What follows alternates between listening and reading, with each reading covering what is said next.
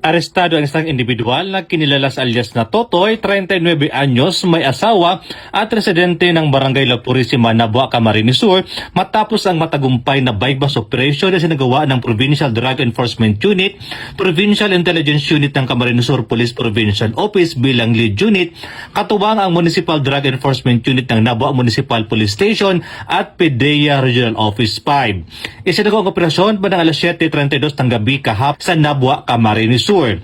Sa operasyon, matagumpay na nakabili ang ituturing poster buyer ng isang heat seal transparent plastic sachet na naglalaman ng hinilang shabu na nagsilbing batayan ng agarang pag-aresto sa sospek.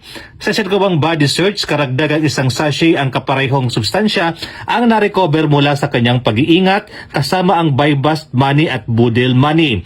Tinatayang aabot sa 92,956 pesos ang kabuang halaga ng nasamsam na hinilang illegal na droga. Ang lahat ng ebidensya ay agad na minarkahan, inventaryo at ididokumento sa lugar ng operasyon sa presensya ng mga mandatory witnesses alinsunod sa Republic Act 2165 at umiiral na chain of custody procedures.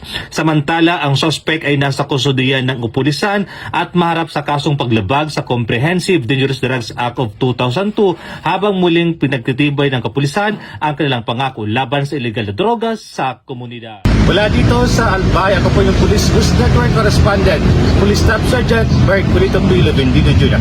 Alagad ng batas, tagataguyod ang balitang pulis.